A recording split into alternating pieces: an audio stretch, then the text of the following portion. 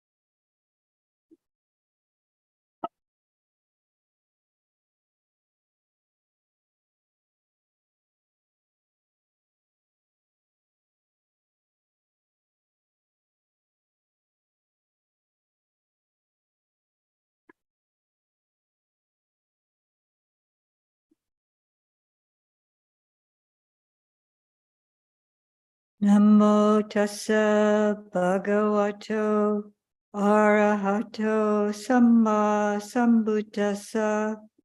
Namo tassa bhagavato arahato samma sambuddhassa. Namo tassa bhagavato arahato samma sambuddhassa. Uttam dhammam sangham namasami. So for those who just joined us, and again, this is a special program today, and we will be talking about some teachings that were given to Queen Anula, who was actually the sister-in-law, I think, of King Piatissa, I think, who was the king of the Sri Lanka at the time that Sanghamitta and Venerable Sanghamitta Theri and her brother Mahinda Theri, Venerable Mahinda Theri, came to Sri Lanka. So Venerable Mahinda arrived first at the direction of his father, King Asoka. It was Asoka from what's now India. And he was sent as a missionary, and he spent time in Sri Lanka before actually the king kind of discovered him on a hunting trip. He was out hunting and saw this robed being, this arahant, this magnificent bhikkhu. And so he was taken by him and stopped his hunting trip and started questioning Venerable Mahinda, and Mahinda in turn questioned him and saw that he was worthy of learning the Dhamma. So step by step, Venerable Mahinda taught the people of Sri Lanka. And they converted to Buddhism. So I'm going to read a little bit from this excerpt from their combined excerpts from the Mahavamsa and the Dipavamsa, which are like chronicles or recordings, like a history of early Sri Lanka. And this is describing leading into the teachings that I'm going to share with you. So there was the queen and Queen Anula's and her retinues turned to hear teachings. So after a meal, it says, in order to worship the elders, Queen Anula came together with the 500 women. And after listening to the Dhamma teaching with faithful minds, they entered the second path and fruit. So I've heard this, they became sotapannas upon hearing the Dhamma.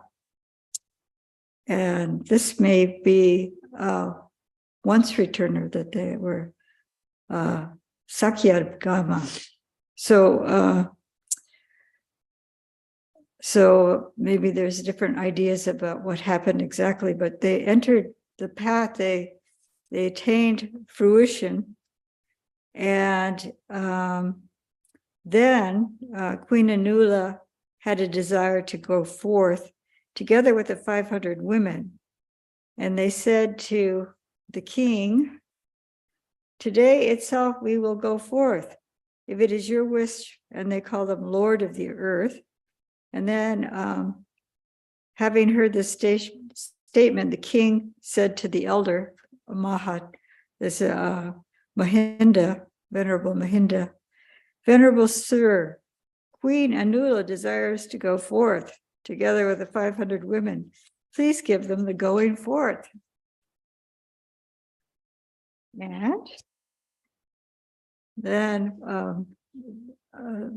Venerable Mahinda replies, it is not suitable, great king, for us to give the going forth to women. There is in Pataliputta, a bhikkhuni, who is my younger sister, Sanghamitta by name, who is famous and very learned. Send a message into the presence of the king, our father, saying, let her come. So that's how Venerable Sanghamitta Theri was invited. Someone was sent to invite her. So I'm going to read from the teachings, some of them. It's actually quite extensive and it's quite impressive. It's not exactly clear. You know, if you look at it, you might think that it would be maybe just one afternoon all these teachings were given, which is possible, and maybe it was over a longer period of time. But she received the teachings from the Vimana Watu, and that's the heavenly mansions, and the Peta Watu, and that's the stories of the hungry ghosts. And these are both in the Khuddaka Nikaya. They're collections of stories. And both of them, there's a encounter with one of the Arahant Teras of the time of the Buddha, like Mahamoggallana or Sariputta, encountering or visiting a deva and having a conversation about how in the heavenly mansions, how that came about that they were reborn in a heavenly realm. And it's usually acts of generosity, keeping the precepts, particularly offering to the Sangha. And one deva actually was a once returner. That this is a Venerable Mahamoggallana visits Lakuma. This is Lakuma's mansion, and she reports that she did meritorious deeds. She offered to the Sangha. She kept the 8 precepts, and she became a once returner. And the Peta Watu, there's many stories of these beings that are deprived, and classically they're pictured as having these really skinny necks and big bellies, and not being able to sufficiently get enough food for themselves. But in the suttas, it talks about them standing in the doorways and at the entries of people's homes, and no one pays attention to them, and we're encouraged to make offerings to these beings. And actually, many people do, but this is quite a number of stories about how when the Arahant Sariputta asked a particular female Peta, why was she in the state? She was like naked, and she was cold, and she was unable to eat. There's nothing offered to her, and it never occurred to her in her life to offer to be generous. And so she never was. And then in this particular story, Sariputta makes an offering to other members of the Sangha in her honor, and she actually is relieved of this state. She actually ends up having abundant clothing and food in her whatever realm she was in. So this has to do with the karma, and where we might be reborn due to our karma. So these particular teachings are geared in that direction. And the third, so the Venerable Mahinda recited the entire collection of suttas on the heavenly mansions and on the petas. And then the last collection, he I don't think he recited. I guess he had it memorized. He must have just recited it. I said read, but actually he must have just recited it. And it said that he learned the native language of Sinhala, whatever language they were speaking at that time. He had learned it by the time he had spent enough time in the country to learn it. And so he was teaching in the common language. So the last collection he taught was from the Samyutta Nikaya, and it's the Satya Samyutta, and that's a collection on the truths, the connected discourses on the Four Noble Truths, and that's number 56 in the Samyutta Nikaya. And I'm going to read and comment on two of these suttas, which are fairly short. In this collection, it's a very significant collection of suttas because it has a Dhammacakkappavattana Sutta is contained in this. The turning of the setting in motion, the turning of the wheel of the Dhamma is in this collection.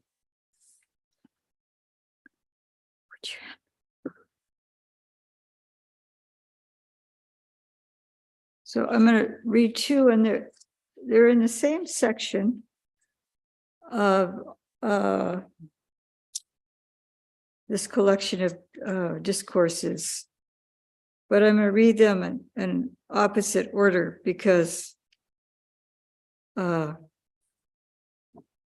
want to end in the more optimistic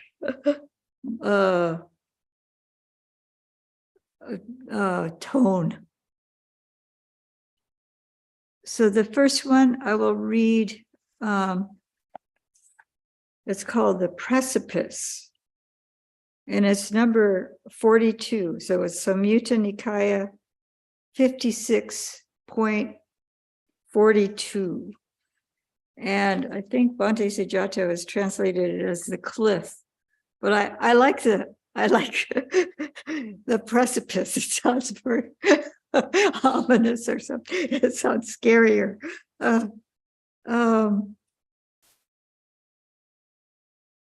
see if I got this right here.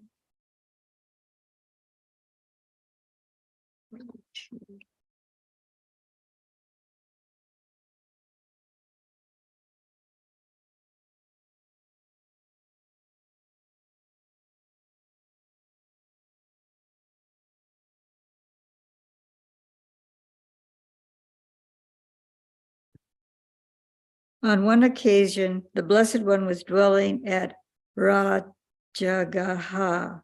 on Mount Vulture Peak. Then the Blessed One addressed the bhikkhus thus: "Come, bhikkhus, let us go to Patibana Peak for the day's abiding." "Yes, Venerable Sir," those bhikkhus replied. Then the Blessed One, together with a number of bhikkhus, went to the Patibana Peak. A certain bhikkhu saw a steep precipice off Patibana peak and said to the Blessed One, "That precipice is indeed steep, Venerable Sir. That precipice is extremely frightful. But is there, Venerable Sir, any other precipice steeper and more frightful than that one?" There is, Bhikkhu.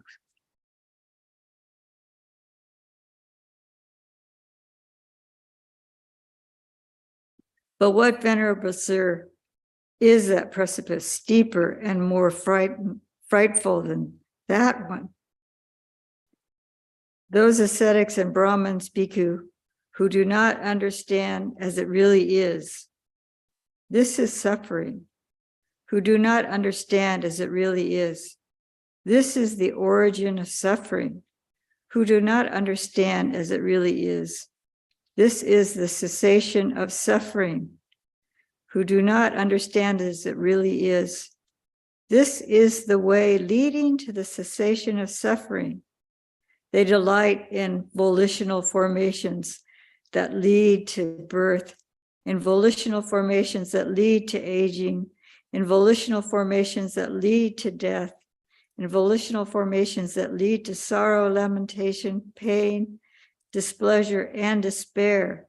Delighting in such volitional formations, they generate the volitional formations that lead to birth, generate volitional formations that lead to aging, generate the volitional formations that lead to death, generate the volitional formations that lead to sorrow, lamentation, pain, displeasure, and despair.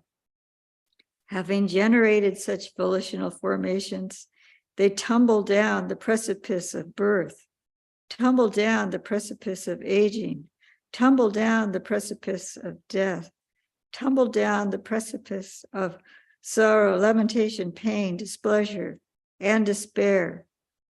They are not freed from birth, aging, and death, not freed from sorrow, lamentation, pain, displeasure, and despair, not free from suffering, I say. So this is kind of a condensed version of dependent origination and the Four Noble Truths. It's kind of, so you have it's actually Sankharesu, is the volitional formations.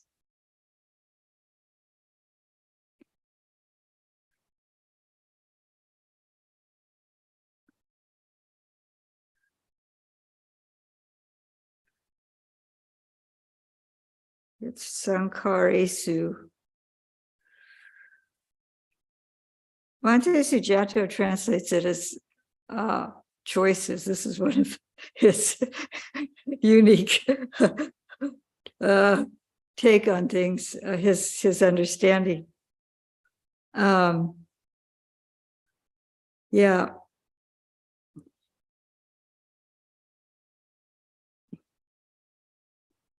Sankharesu.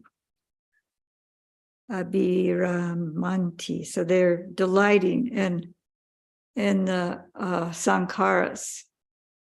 And the second factor of dependent origination is that sankhara, coming from ignorance. And I like volition, as it's also translated as volitional formations. This is how he's translated it here. Willed activities, I've also heard sankhara. In the context of the dependent origination, then it's what's kind of getting the ball rolling as far as rebirth. And I like I think with volitional formations or volition, sometimes it's just translated as volition. It's not so personal, like me making a choice or my will or something like that. So I think that this the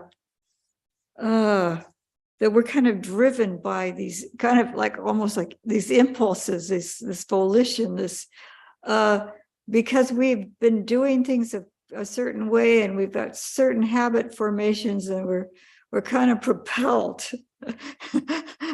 And I don't know if it's really particularly even choice at this point, with in the context of volitional formations. If we're just in these habit patterns and ways of doing things, and just propelled by craving, repelled by desire, and certain things that we're attracted to, and so on.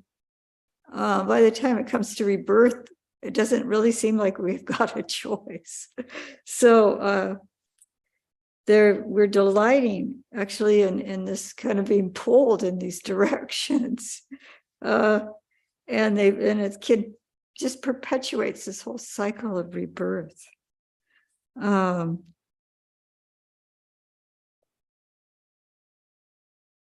And craving can be seen as a volitional formation, actually. So we're compelled. We're like, this volition is pushing us in a direction of grasping at some things. But then the Blessed One offers the alternative. But bhikkhu, those ascetics and Brahmins who understand as it really is, this is suffering. This is the way leading to the cessation of suffering. And so on. There's the ellipsis. This is suffering. This is the way leading to the end of suffering. So this is suffering. This is the origin of suffering. This is the cessation of suffering. This is the way leading to the cessation of suffering. They do not delight in volitional formations that lead to birth, nor the volitional formations that lead to aging, nor in the volitional formations that lead to death, nor in the volitional formations that lead to sorrow, lamentation, pain, despair, displeasure, despair. Not delighting in such volitional formations, they do not generate volitional formations that lead to birth, nor generate the volitional formations that lead to aging, nor generate the volitional formations that lead to death, nor generate the volitional formations that lead to sorrow, lamentation, pain, displeasure, despair. Not having generated such volitional formations, they do not tumble down the precipice of birth, nor tumble down the precipice of aging, and so on, down the precipice of death, or tumble down the precipice of sorrow, lamentation, pain, displeasure, and despair. They are freed from birth, aging, and death, freed from sorrow, lamentation, pain, displeasure, and despair, free from suffering, I say. Therefore, bhikkhus, an exertion should be made to understand this is suffering.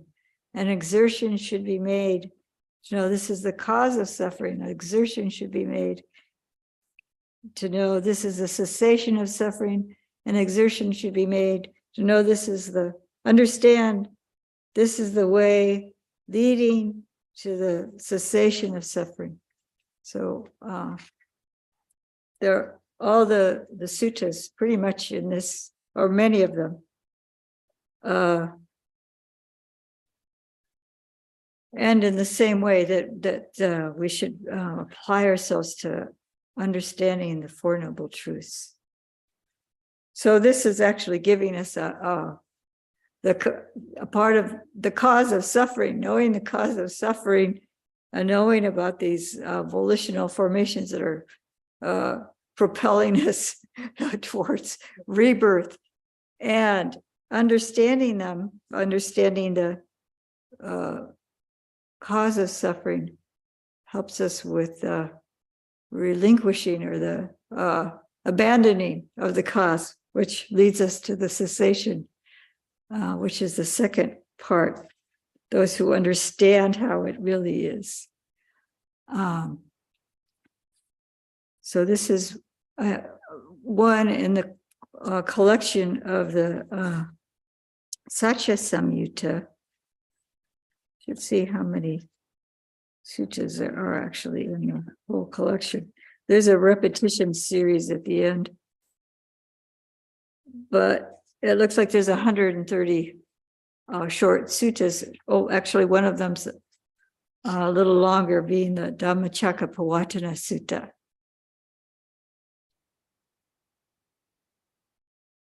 So that was the precipice. And we're going to skip back a little bit in the collection to number 39, which is Indra's pillar. And I just thought I'd pair these because the first one is kind of like the Ayya talks about fire and brimstone teachings, and so the scary ones, the ones that say, "Oh, we better really apply ourselves, otherwise we're in big trouble. We're going to tumble down this terrible precipice of rebirth that leads to aging, sickness, and death, and sorrow, lamentation, pain, and grief and despair." But this one is a beautiful, hopeful one. So if you can imagine Queen Anula listening to all of this, these teachings one after another, and that the other two collections related to Kama and how it's affecting her mind and the minds of the 500 ladies in the court. So this is Indra's pillar. Bhikkhus, those ascetics and Brahmins who do not understand as it really is, this is suffering. This is the cause of suffering. This is the way leading to the end of suffering. They look up at the face of another ascetic or Brahmin thinking, this worthy one is who really knows, who really sees, is surely one who really knows and really sees. Suppose, bhikkhu, a tuft of cotton wool or kapok, light wafting by the wind, had settled on an even piece of ground. An easterly wind would drive it westward. A westerly wind would drive it eastward. A northerly wind would drive it southwards. A southerly wind would drive it northward. For what reason? Because of the lightness of that tuft.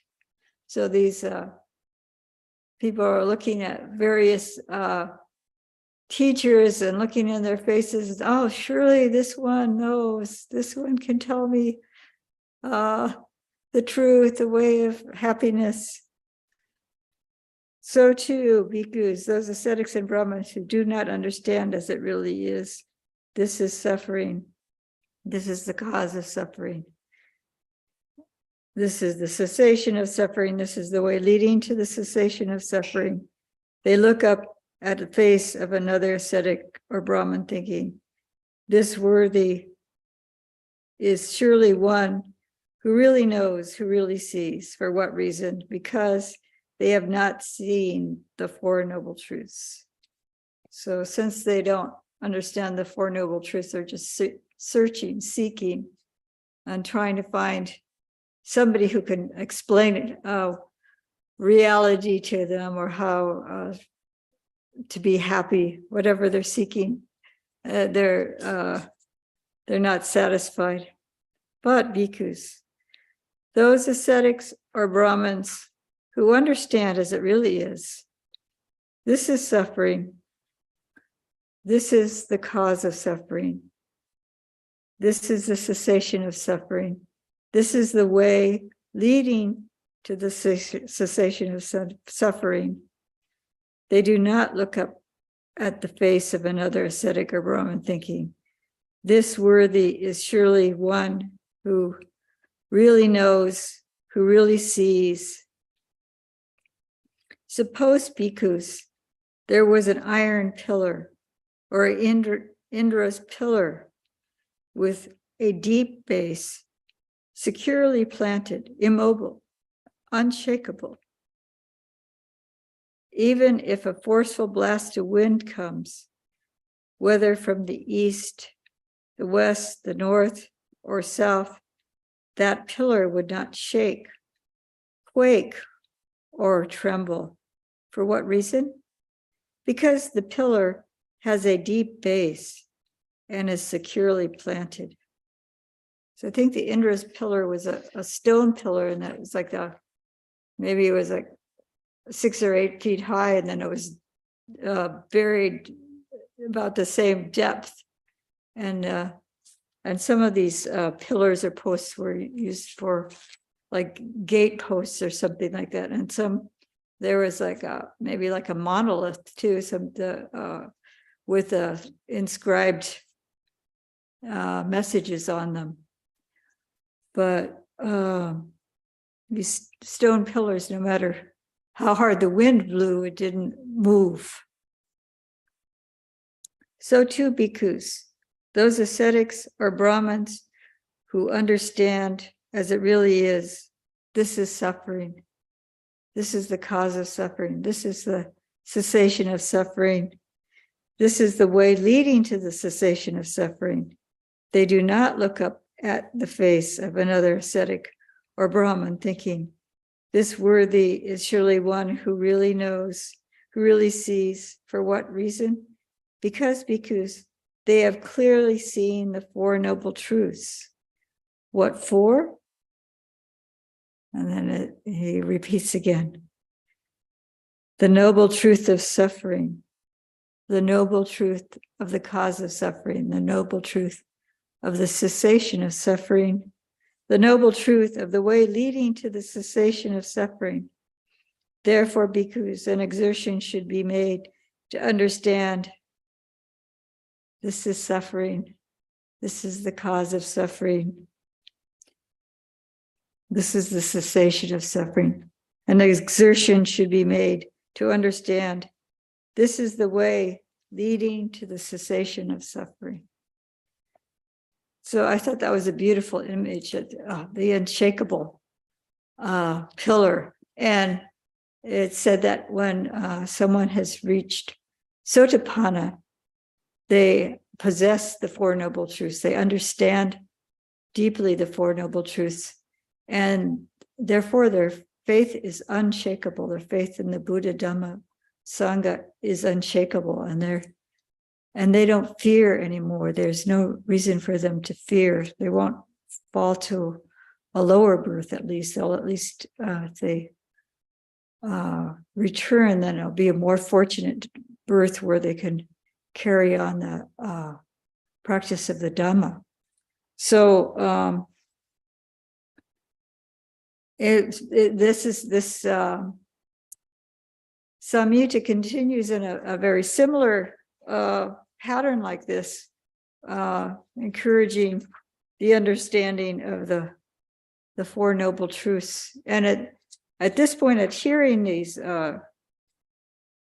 teachings, it says the second path, which would be once returners. I have also heard Sotapanna. So either Sotapanna or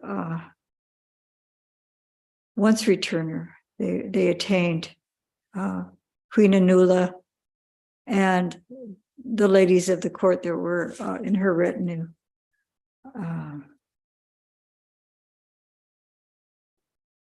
And then they've really desired to go forth into monastic life, to become bhikkhunis.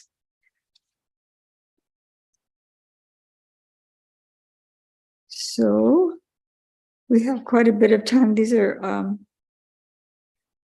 2 short suttas in the collection. And I could open it up to discussion at this point, or questions. The best I can answer the questions.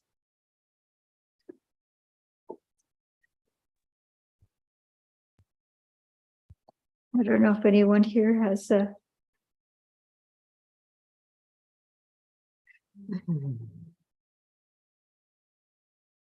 question or comment. Yes, Sheila? Thank you, Ayya. I was wondering, at what point does Sanghamitta offer the Queen teachings? And Oh, does she receive teachings from the Queen after Mahinda suggests that that she can't get ordination? that's a very good question. Yeah, so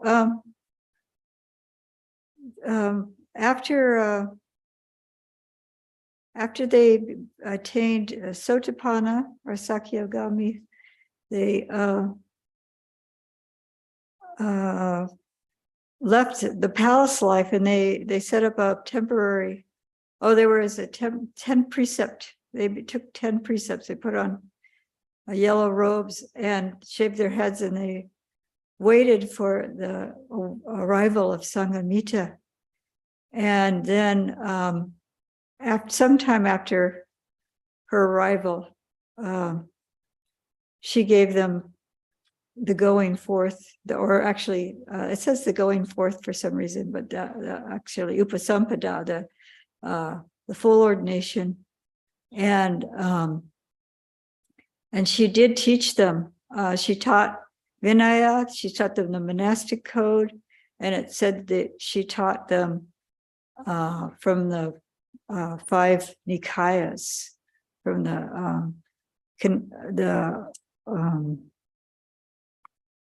I can't remember what Nikaya means anymore, but it's well, anyway, the collection of discourses, the 5 baskets. Huh? Baskets. Oh, that's not basket. I can't. It's a collection. Yeah. But she had it memorized in Pali, and she taught, like, unlike her brother, she taught Pali. So in order for them to understand it, she must eventually have had learned the common language, but she was a Pali scholar as well as a Vinaya scholar, and they attained arhatship after she arrived with her teaching. And it doesn't have a specific, like what particular teachings they attained arhatship, how long it took. I was trying to do some research on this, and it just said that she taught them the 5 Nikayas and the Vinaya, and they attained arhatship after she arrived. I mean, basically, that was just a few sentences just like that. Maybe not quite in that arrangement of order, but it was under her, according to one source, that they attained arhatship. And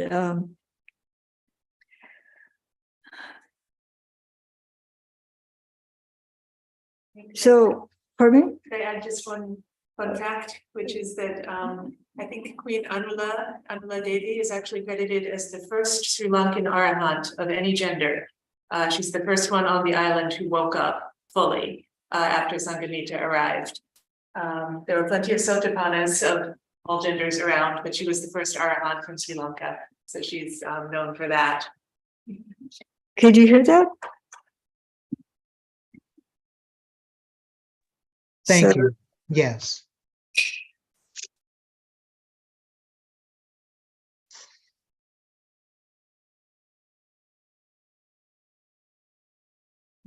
So it might be interesting for somebody to do the research. They might be able to find some more specifics, but we get like summaries or snippets or extracts from what was recorded. And then it's translated, for me anyway, translated into English. So sometimes it's really hard to discern. Oh, well, we can't know. We can't know exactly what happened. But it's beautiful to know that awakening is possible, and that by hearing the teachings is an avenue to awaken. And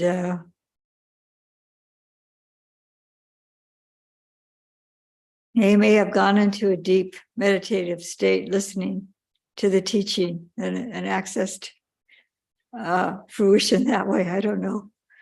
But some combination of wisdom and samatha is, I think that's required, according to my understanding. Are there more questions?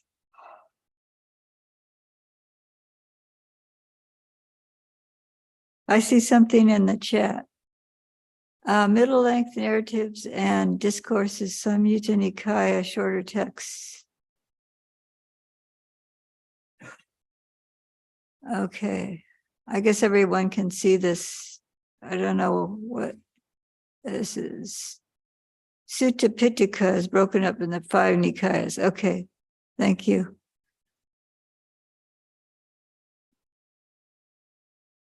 So I just mentioned some from the Khuddaka Nikaya, and we were reading from the Samyutta Nikaya.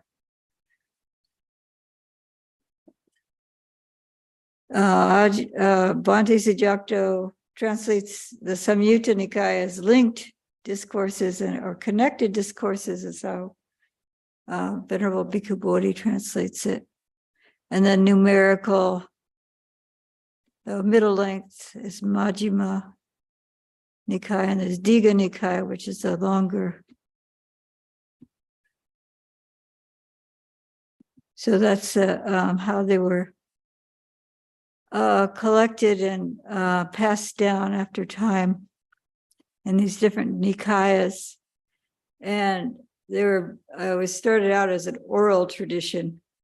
So there were different schools that would memorize one or more of the Nikayas.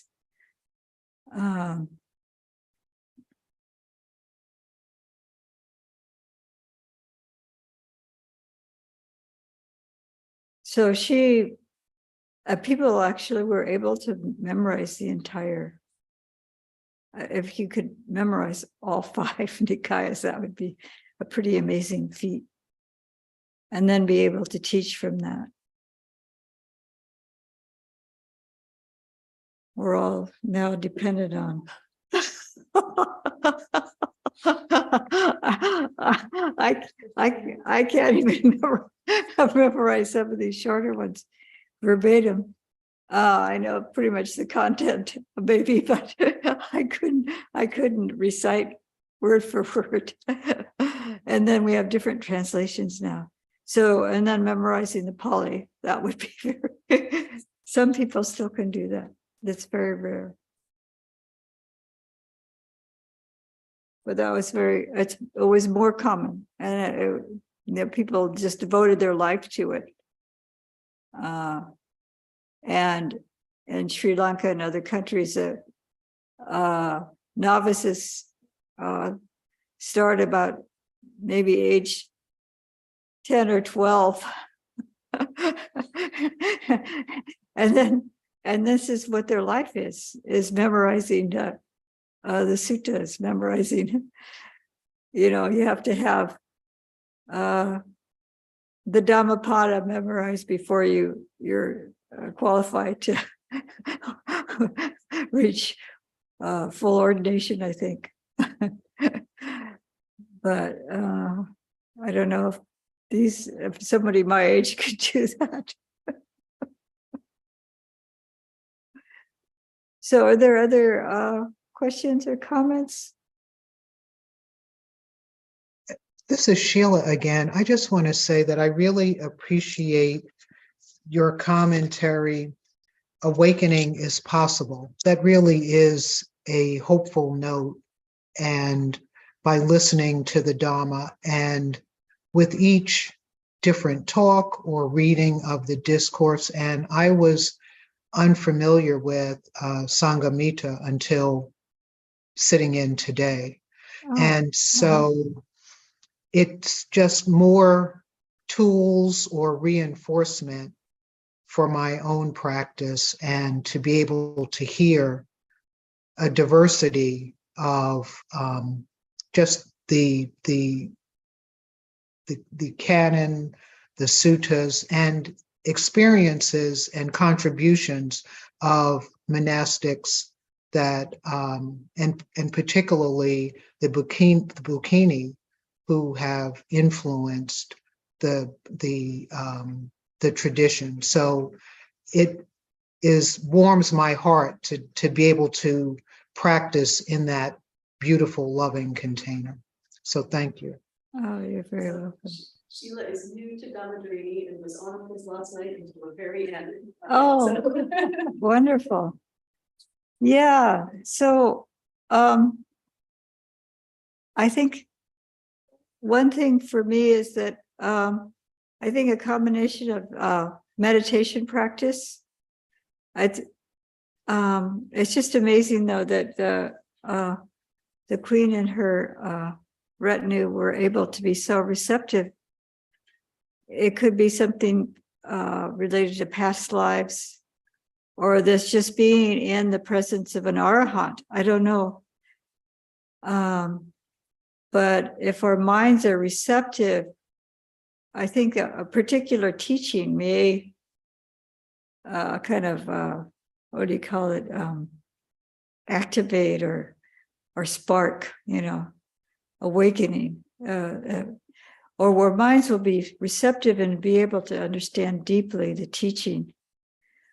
Another thing is during meditation, after coming out of a really deep state, reflecting on some particular teachings, and that also is a way, a possible way for awakening to happen. And that also I've read in the suttas that the Buddha, Lord Buddha, will give a monk, a bhikkhu or a bhikkhuni, a particular teaching, and then they'll go off and strive for a while. And it says no long time they've attained the fruit of arahantship. So, but they're working with a particular teaching for over a period of time that was really specifically given to them. So, yeah, I think the two are definitely the deep meditation practice and the teachings support one another.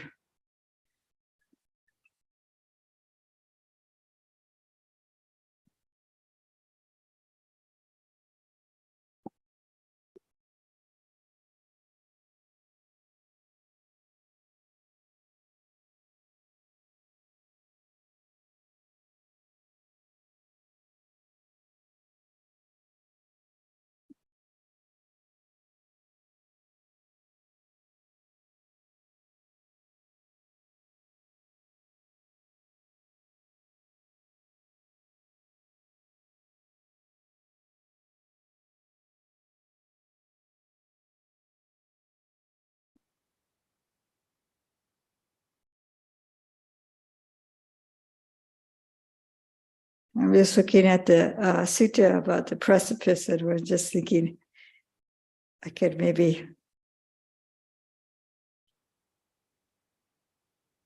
I have Bhante Sujata's translation here. He says a big cliff. And the monk says, sir, that big cliff is really huge and scary. This is Bhante Sujata's. Is there any other cliff bigger and scarier than this one? And then Bhante Sujata translates bhikkhus as mendicants. And then the Lord Buddha says, there is mendicant. But what is it, sir? Mendicants, they're ascetics and Brahmins who don't truly understand about suffering, its origin, its cessation, and the path.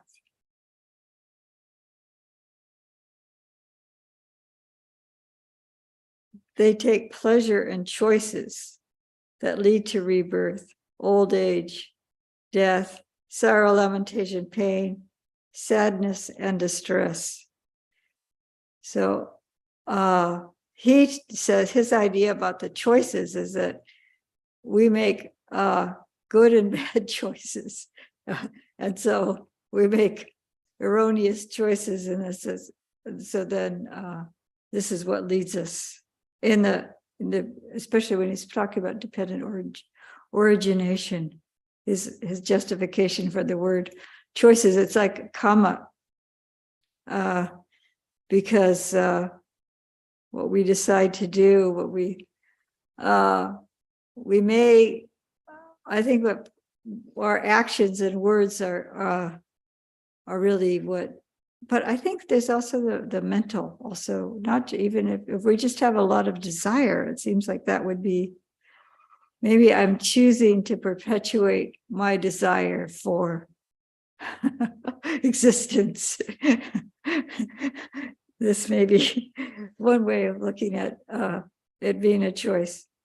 Because actually we do have an influence on our mental activity, where we're directing it, where we're what we're perpetuating in ourselves. So I guess I could see how that might work. Well, one way of thinking of it. I like to look at different translations for that reason. Since they take pleasure in choices, they continue to make them. This is how he said it.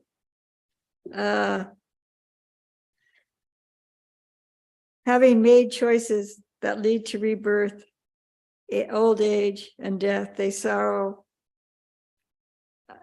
that lead to old age and death, to sorrow, lamentation, pain, sadness, and distress. They fall down the cliff of rebirth, old age, and death, of sorrow, lamentation, pain, sadness, and distress. And he likes to translate birth as rebirth, which helps under the understanding of dependent origination.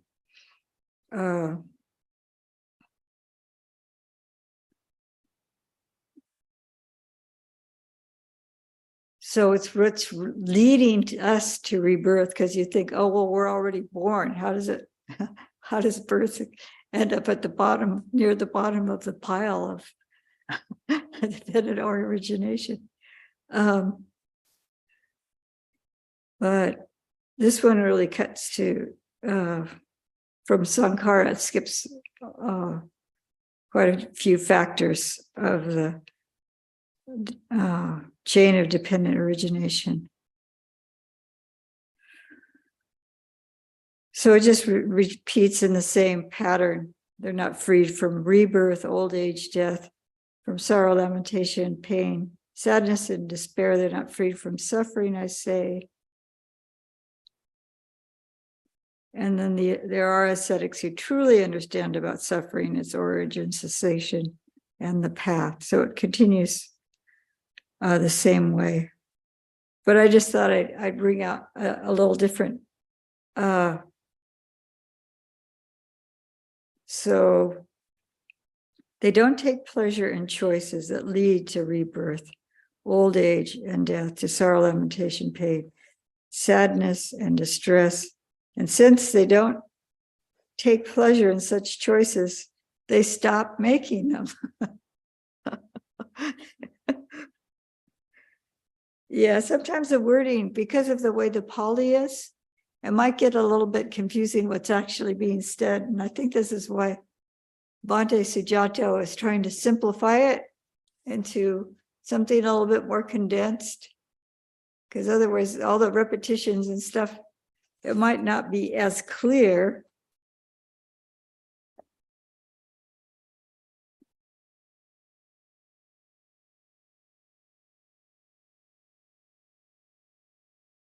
I had it marked.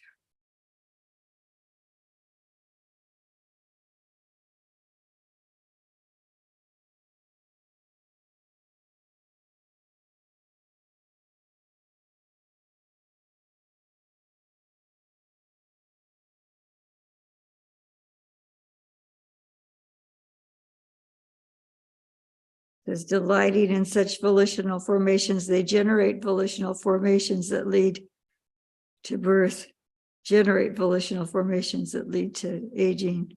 So yeah, and I can, either way. I think there is an element of choices we make, and then there's this generating volition,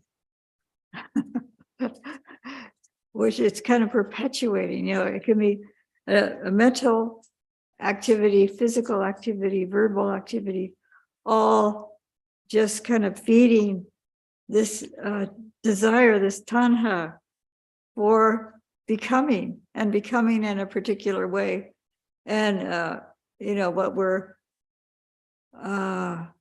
perpetuating and nurturing and developing in ourselves will influence future rebirth. So if we're perpetuating greed and trying to get as much as we can for ourselves, and that's also supporting aversion. so this tendency of our mind towards grasping and protecting and all this is what's going to be, and the choices we make based on that is what's going to propel us into our further rebirth.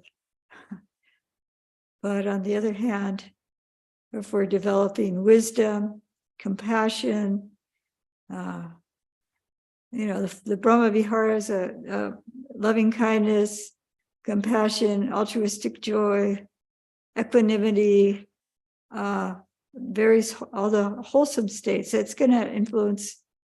That's a choice we're making, actually. So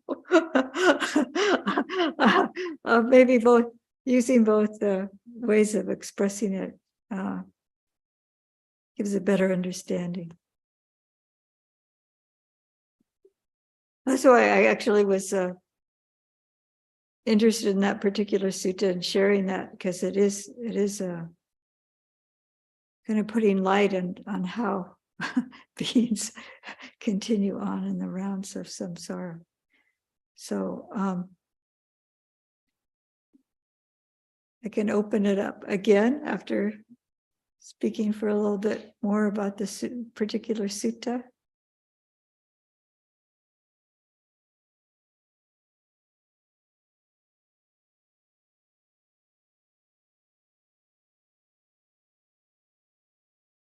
I don't think there's any more. Oops.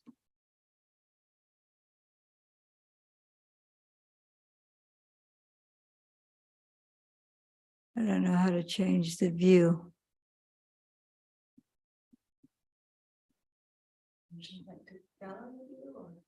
Yeah, I was going to change it, but yeah, I can't see it. I have to pull this down maybe.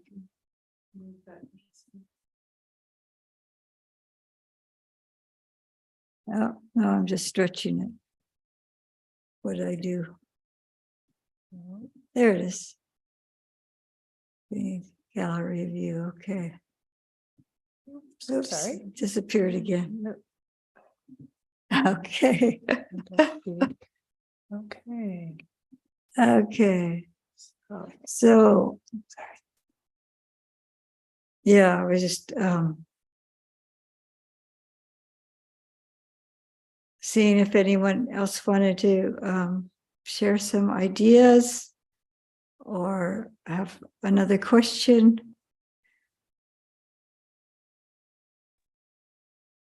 Ayya. Yes, Fruanti. Yes, Ayya, if you don't mind, could you repeat the sutta numbers or maybe the names of the suttas? Certainly. So the sutta that I was just reading, Bhante Sujata Bhante Sujata translates it as the cliff, and Bhante Bodhi translates it as the precipice, and that's Samyutta Nikaya SN 56.42.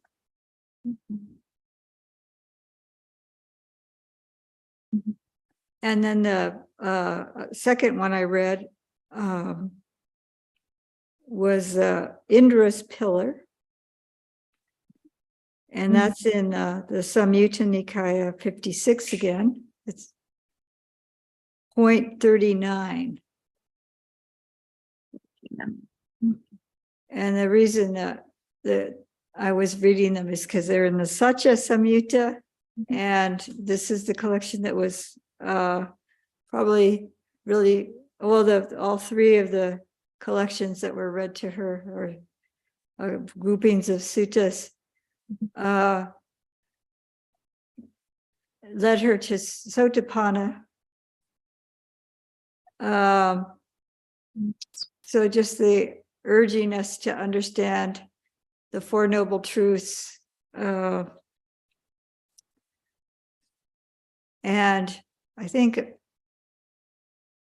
understanding the cause, the volitional form, the choices of volitional formations that are kind of propelling us. And it is related. I think it's the tanha, volition, related to tanha, and the choices we make may be related to tanha. So I try to work the two translators interpretation of that. So the cause of suffering, that's a key to really understand how we perpetuate this the conditions we are in. So and how we can find really happiness in this present life too, when we can really overcome this kind of that's why I don't want being propelled endlessly from rebirth to rebirth. Thank you, I appreciate it. You're welcome. I might have looked at the Dhammacakkappavattana Sutta, but I might still be giving reflections on it right now because it's quite a masterpiece. And that was it said that the Blessed One, this is first teaching he gave, the teaching he gave to the 5 ascetics that he had been practicing with, that became his students. So, and they attained, one of them attained Sotapanna upon hearing it. And Ayya Kandanya. So the teachings are very powerful.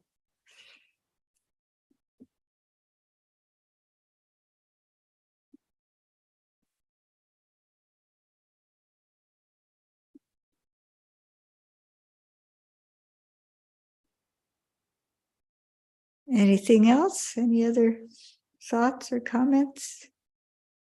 Questions?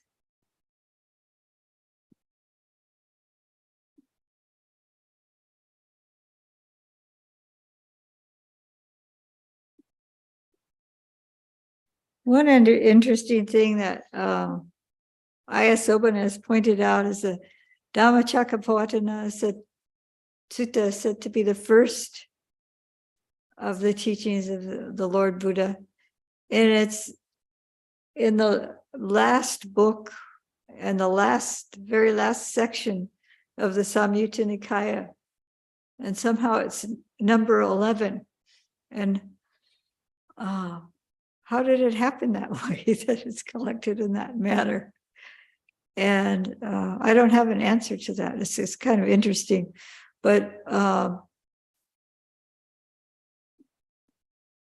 there's a way of recording things where you start, the first writing you make ends up to be, you start placing other writings on top. So it's a kind of you want to have the beginning at the first page of the book. But when you're compiling some certain types of notes, you're kind of building up and up and up and up like that. And so there's one explanation of it. It ended up with towards the very end for that reason. But they were collecting the suttas also in different ways for recitation. And they were taking, it seems like sometimes Samyutta Nikaya has extracts of other longer suttas in it. So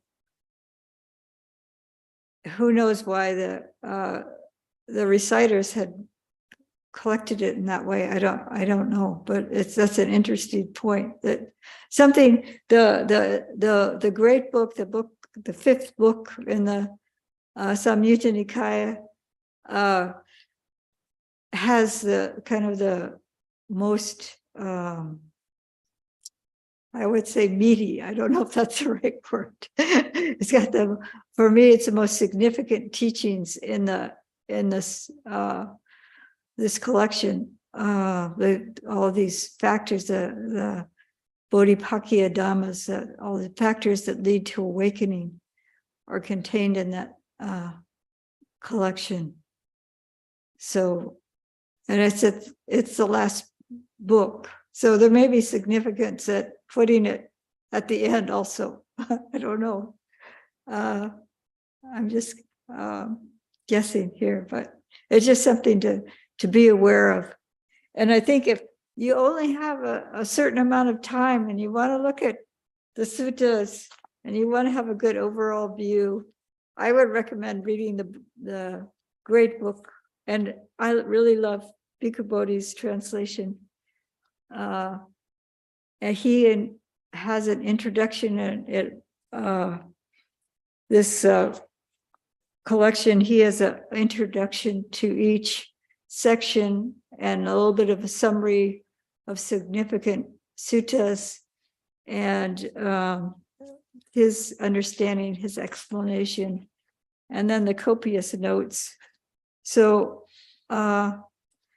anyway, if it's a good starting point, or it's a good point if you just have a certain amount of time.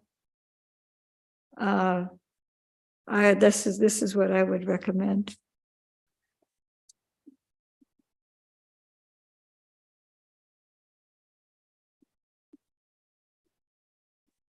Some people love the verses. That's the first book, and that's very inspiring to some, but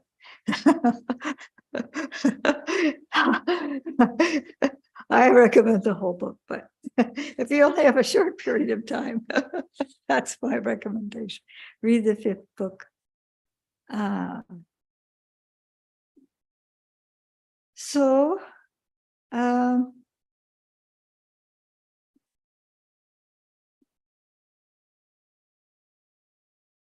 Does it seem like anyone else has much to say, or any other questions?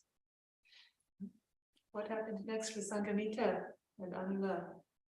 You know, Oh, what's their after story? that one? What happened next? Oh, I did say that I answered a question that Sanghamitta arrived on the shore with the Bodhi tree sapling, and there was a big celebration, and the Bodhi tree sapling was planted, and it's still growing in Sri Lanka to this day. And the Sanghamitta had taught that's how we got the discussion of the five Nikayas and the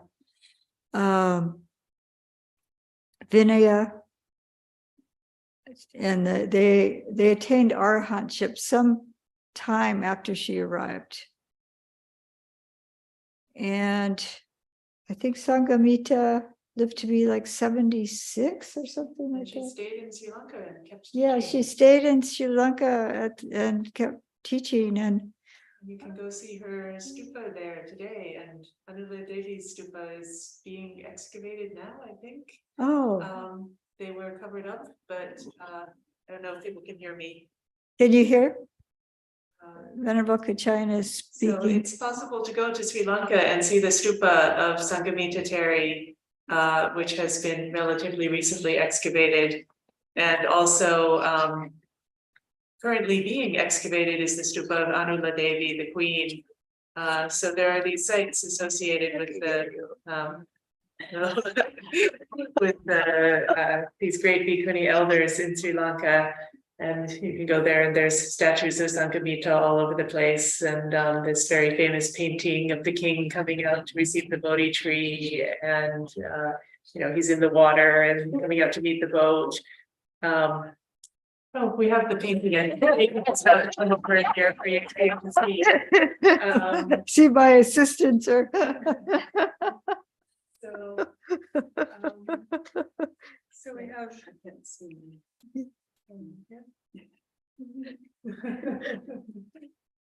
Can you see that? Imperfect graphics here, but this is the painting. on our- Sanghamitta arriving on the boat Perfect. with the Bodhi tree. And Yes, the king is going out in the water and Is this the lifting up king? his hands to receive the Bodhi tree. We could have prepared a screen there. I'm not so skilled at the screen sharing and all those. So all of this in celebration of their awakening, that it's something, like Suvijjana said, it's possible. And also, and it has been done, and it's worthy of celebration. So that's why we're talking about it today, and that's why there are stupas and paintings and things in Sri Lanka. And yeah, that's all. I just wanted to share that. Yeah, thank you. I'm not such a great historian, and I'm really happy that other people have taken more time to do. I just oh, certainly. Oh, come this. it's Oh, great this way. teaching this afternoon. Great teaching. Thank you. And we Thank have you, China, this is- for sharing the information and Oh, showing us the picture.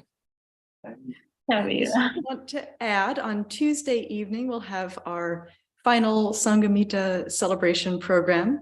And we believe probably Ayya Taloka will be offering that program.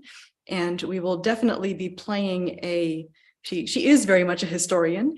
And so she prepared last year a presentation with a lot more historical detail about Sanghamitta and her travels through Sri Lanka.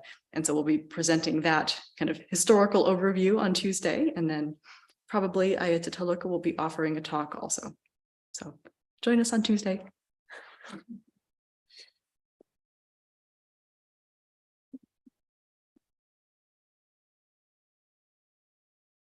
So thank you all for joining. Any more comments or questions?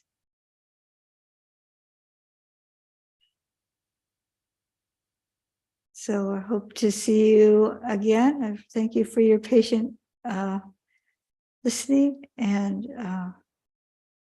may you all have every good blessing. May the Devas protect you by the power of the Buddha, Dhamma, and Sangha. May you be well. May you grow on the path. May you have the opportunity to penetrate the Four Noble Truths. Sadhu, sadhu,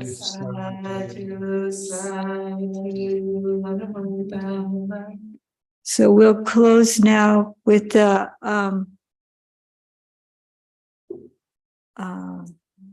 homage to the Buddha, Dhamma, Sangha with the Arham.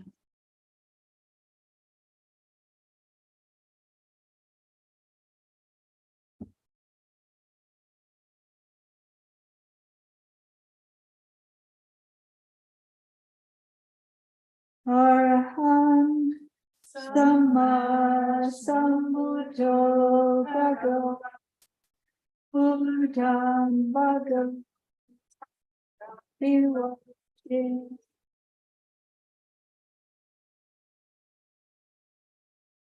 Swakato Bhagavata Dhammo Dhammam Namasami.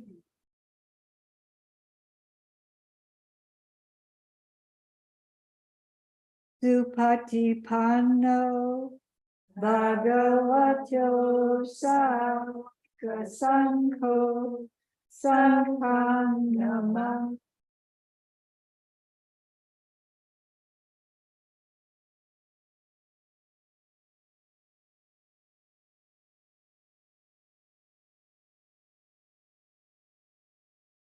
Have a joyful rest of your day or evening or night, whatever time zone you're in. Ayya for the teachings. Thank you. Good night. Good night. Thank you. Be well, everyone.